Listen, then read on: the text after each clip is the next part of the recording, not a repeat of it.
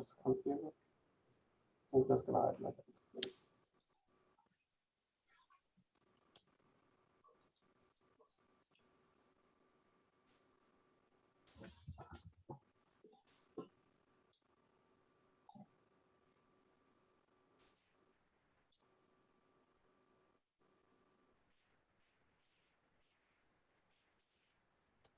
Some familiar faces here tonight. Hey, Mike. Hey, Arzu. How are things? Hey, good. How are things with you guys? Well, Pretty good. Are you busy cramming for the exams? Yeah, it's been a busy week. Hi, how are you? Good. So, we'd like everybody to try to turn their cameras on so we have a better experience during this workshop, if you don't mind. And my daughter's going to join us in a second also.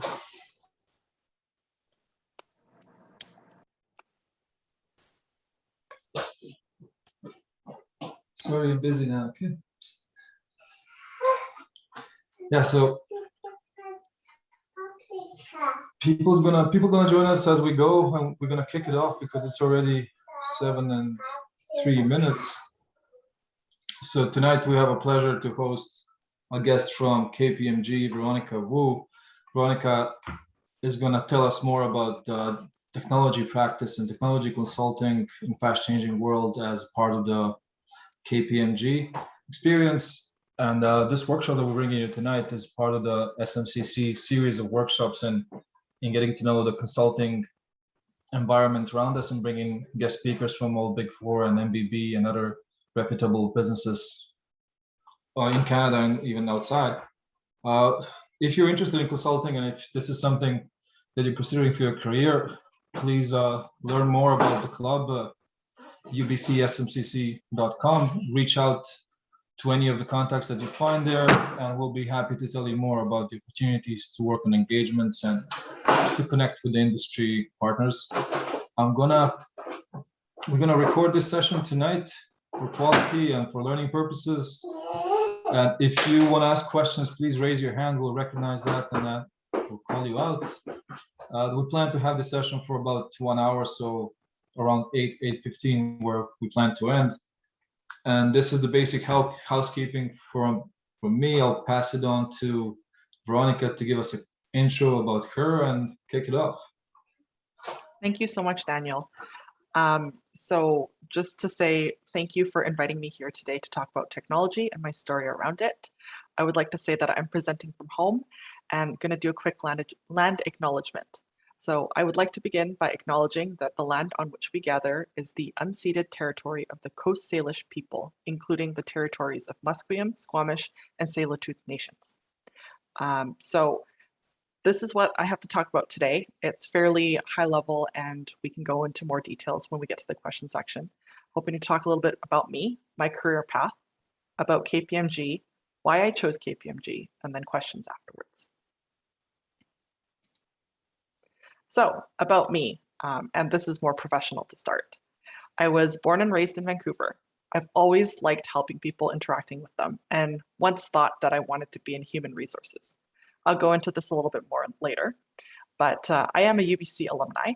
I graduated with a Management Information Systems degree. I think they've rebranded it now to Business Technology Management. And I almost had a minor in sustainability, but I decided that on my last semester, I was going to be on exchange in Shanghai. And that was extremely rewarding. I don't regret that choice. I also have my project management professional. We love acronyms in the business world, so PMP certified. That's what I'm going to say. A little bit more about me is that I actually got married earlier this year. It was a COVID wedding. Technology helped to enable that. I had a live stream. I saved a lot of money because maximum was 10 guests and wouldn't change a thing. I actually really enjoy strategy, so I like games of all sorts. I like board games, I like video games. Let me know if you want to discuss any Tetris strategies. I'd be happy to do so. I'm also a very audio sensory type of person, so I love music. Playing piano is a great way for me to de-stress and just discovering new music on platforms like Spotify or watching shows like The Voice. It's a great way for me to pass my time. So my career path. Originally, this was going to be a timeline slide where it was just like a straight line and you would see all the different companies that I had worked at. But I thought to myself, my career has been nothing like a straight line at all. In fact, it was very curvy, and I found this graphic and I went, perfect. This is what I'm going to use to describe how I started my career and where I am at now. So my very first job was actually at UBC, and this was an internship that I had done in my second year. I was in the human resources department, and after 2 weeks of being there, I absolutely hated it. My team was great. They tried to expose me to all different types of HR. There was the benefits, there was the unions, there was the talent acquisitions and all of that kind of thing, but it just wasn't really for me. I was really lacking that human interaction portion of it, which was so deceiving because the word human was in human resources. So I quickly had a mid-university crisis and I went, what am I going to study? That was going to be my major. And I did a lot of soul searching and researched it and decided, you know what? Technology doesn't sound so bad because technology you can use to enable great things. Technology is in part of many processes and touches many different areas. And technology also can be a huge pain point if you don't know how to use it or if you misunderstand it. And so my second internship in my university in third year was with First West Credit Union. And I was in the technology department as an intern. They were doing a banking consolidation project at the time, and it was super eye-opening. So I got to learn more about gathering requirements, what it was like to work with a legacy system versus the new and upgraded system, what some of the risks and concerns were, how to deal with change management. And I overall really enjoyed it. And I knew that's when I was going to go into technology in the long term. I definitely did have one thing which I didn't like about it, which was the commute. So I commuted from Vancouver to Langley, which was 3 hours round trip. It was 2 transfers and 3 bus rides, and I had a lot of time to read. But all in all, I think I enjoyed the work much more than the commute. So after I graduated, I actually worked at the Provincial Blood Coordinating Office. And I think I mentioned before that I graduated on exchange in Shanghai, and I loved traveling.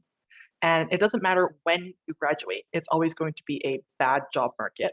So to appease my family, I interviewed for one job and I said, you know what, if I get this job, I'll go for it. And if I don't, I'm going to travel the world. And I interviewed with them and I got it and I still was able to travel. So that's all behind me now. But at the Provincial Blood Coordinating Office, this is more in the healthcare sector. You might have heard of Canadian Blood Services. They did the supply side. So if you donate blood or blood products, it goes to Canadian Blood Services. And on the demand side, so how do you get the blood products to the patients that need them? If you have the donor in Vancouver, how do you get it to Northern BC? If you have an O negative type blood product, how do you get it to the person that matches with that blood type? It was very interesting work and very mature in project management. So got a lot more exposure to that area as a project coordinator. Something else that I did there was learn a lot about healthcare in BC and how protective different health authorities are of their information and how much red tape there is. All that to say is when you finish a project, you feel a lot of accomplishment because you were able to get through all of the different aspects of navigating a lot of bureaucracies and red tape. So for example, if you had a blood product that was that caused an adverse reaction during transfusion, how can you trace that back to the original donor so that you can test all of the other blood products? And it was interesting because a lot of the information that was gathered and the information system that was used to put this all together, it hadn't been done before. So how could this also be applied to other healthcare uses other than blood? So the use case was very interesting. Got to work with a lot of different, very smart people. And after graduating university from business school, RBC always stood for Royal Bank of Canada, but in a healthcare setting, especially with blood, it meant red blood cells. So adjusting was a little bit of a, not tough time, but there's always acronyms everywhere. So while I was at PBCO, I also wanted to pursue my project management professional. And I picked up some extra volunteer hours at the HR McMillan Space Center. My cousin really liked space, and I thought, you know what, that's pretty cool. I'll volunteer there. Helped them write a couple business cases. And then one of their board members actually approached me and said, hey, I like the way that you write business cases. I like the way that you balance strategy and detail. How do you feel about consulting? And I said, consulting for who? And he said, well, if you incorporate yourself, you can come consult at BC Hydro. So that's what I did. Why PCI? Yellow Penguin Consulting Incorporated. I was a one-person company, so I could call myself whatever I wanted. So I was the president and CEO. You might be wondering, why Yellow Penguin Consulting? Well, they have this funny thing in BC where if you incorporate yourself, you need to pay $30 to prove that your name is not taken by another BC incorporated company. And so I Googled and I did a little bit of research. Veronica Consulting, taken. Woo Consulting, taken. Veronica Woo Consulting, taken. All the combinations, project management consulting, it just wasn't available. So I thought to myself, you know what? My favorite color is yellow, favorite animal is penguin, associated with adventure. Let's just do Yellow Penguin Consulting. And these two simple words together was a strange combination, but it was really easy for people to remember. And it was almost like a brand. So very satisfying to put together. I ended up at BC Hydro Consulting, and the main thing that I did was related to data analytics. So this was understanding where all the information came from, what systems it came from, whether or not the data was clean, and how to incorporate that into operations. So the main group that I worked with was customer service, and to help pull together dashboards and metrics and set up reporting to understand how to make strategic decisions on where customer service needed to go, what operations could do to improve, and how to leverage the information that we had to make data-driven decisions was something that was very impactful for me. And to have your report or your dashboard lead a conversation at the VP level for strategic decisions is pretty cool, to be honest. And it gives you an understanding of what success looks like and how you need to distill information into something that's digestible for a senior audience. Right now, in our day and age, there is no shortage of information, and having that as a skill will take you a long way. So with incorporation and working for the same company, after 2 years, there is a chance that the government might come and audit you and say, hey, BC Hydro, why didn't you hire Veronica as a full-time employee? Are you trying to evade taxes? And nobody wants to be caught trying to evade taxes. So I, at the end of 2 years, understood that I should probably start looking for new opportunities and kind of scan around to see what was available. So luckily for me, BC Hydro was hiring at the time, and in the customer service department, they had this large project where they were ending their contract with Accenture. So they had previously outsourced their call center of 200 people to Accenture, and they wanted to bring that back in-house. They didn't have anybody that could really lead on the technology or data side. And given that there was many contracts and service level agreements in place, there was going to be quite the shift, especially from a technology perspective. So I was happy to take that on. And they hired me on as a performance delivery advisor. Nobody knows what that means to this day. I'll be really honest with you. I think it's a stock SAP title, but I described my role as somebody who was doing data analytics as well as program management, all mashed into one. Being in customer service gave a lot of opportunity for very interesting work. I give a lot of applause to some of the branding on programs that they did. So for example, they had this program called Emerging Leaders, which was just a fancy way of saying vacation coverage. So if you had a manager that was away for 2 weeks or more, you could cover for them and be part of this Emerging Leaders program. It was really fun. I got to work with some of the frontline call center staff, as well as the meter reading techs and underground locate. But it was a really good opportunity for me to broaden my skill set. Now, when COVID hit, things changed. And I would just like to pause to say, if you look at my career path thus far, the only place that I technically worked with the technology team is at First West Credit Union, and that was as an intern. You'll see that throughout my entire career, I touched a lot of technology, but I wasn't necessarily in the technology department. But when COVID hit, well, we were all forced to go work from home. And how do you get call center agents, like 200 of them that used to come into the call center, to be able to work from home? How do you maintain that same level of service? Everybody was scrambling to figure out how to use technology to try and enable their businesses to survive during a time where everything was locked down. And also during this time, the government had asked us to do a program where if a customer had lost their job, we would waive 3 months of their electricity bill. So I got tapped on the shoulder to lead this program, and it was really rewarding, again, to give back. But when the government says you have 3 weeks to turn around a program, and technically they're your boss, you have 3 weeks to turn around a program. This type of program at BC Hydro would have taken normally a year. Yes, 1 year or 12 months. So 6 months to do regulatory stakeholder engagement, and then another 6 months for implementation, approvals, testing, and the likes. But in 3 weeks, we did it. Now, in 2020, there was a lot of things that were happening, not just COVID. I actually had a friend and close coworker who went missing and then was found deceased later, and that was a huge hit to my mental health. And one of the ways that I dealt with that was to bury my head in work. I was trying to figure out how to grieve. I was trying to figure out how to be my best self. I was trying to figure out how to navigate in a way where you weren't as isolated and how to ask for help.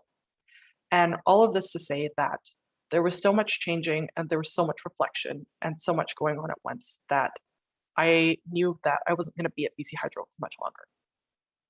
And so I looked around. I poked my head above the ice and I said, okay, what are other people doing?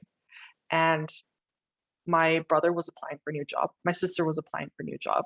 I had a friend who had worked 10 years at a company who said, I've had enough of this, I'm quitting, and didn't have anything else lined up.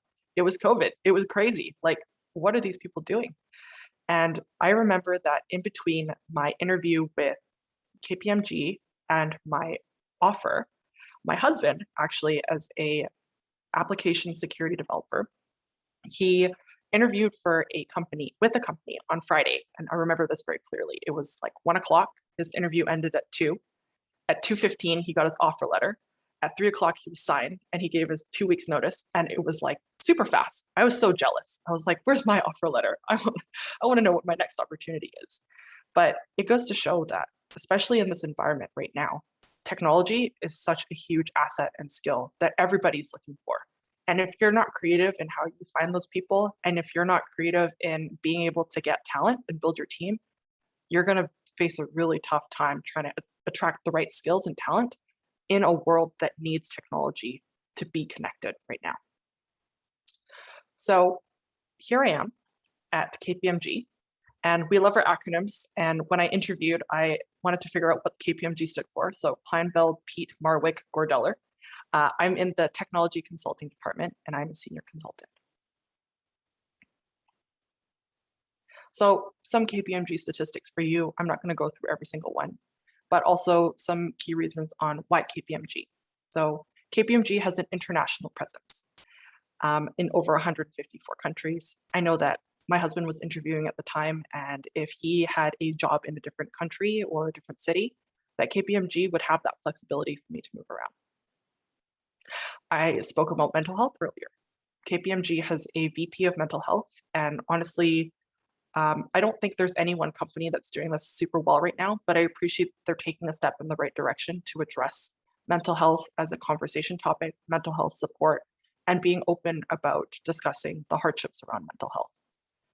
I also liked KPMG because their consulting practice was a little bit smaller.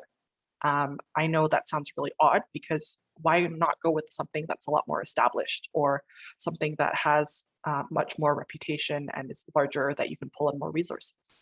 Well, I did this intentionally because when you have a smaller practice, you can grow with it. And when you have a smaller practice, you have the opportunity of not necessarily needing to specialize in any one given thing, but to be able to touch on many different things and to be pulled into projects that you might not have thought of being able to work on and to learn new things. And so being a curious person, that was very attractive to me. And also you get exposure when you're in consulting to many different types of clients. So why consulting? I, in my reflection, knew that I needed to have a goal that I could reach towards. And so I made a goal for myself that in 7 years, I'm looking to be a CIO. And when I did my research on what chief information officers had as their background, not surprisingly, a lot of them had a consulting background. So consulting just became that much more appealing to me. And also for consulting, you get that variety of industries, that variety of clients, which will include chief information officers that I can learn from, either what I like that they're doing or what I don't like that I wouldn't do if I was in that role. And COVID, like I said, forced a lot of industries to change, including consulting. So before in consulting, you'd be known to travel internationally. You go to where the client needs you to go. You go to the client site, you work with them, you do what you need to do. With COVID, everybody's working from home. So technology enabled you to do video conferencing or conferences or presentations, and that you can work on more than one project at once, that you have that capability of or flexibility of working from home. So it'll be really interesting to see how this hybrid work model goes into the future. And I know that KPMG has been very intentional on saying that we won't require our staff to be in the office or with client site. And we also won't require them to work from home. We'll find something that works for you because people are the main, in consulting, people are key. If you don't know how to manage the talent, you'll lose it very quickly. And then you'll realize that, there's so much more to the people that are your main source of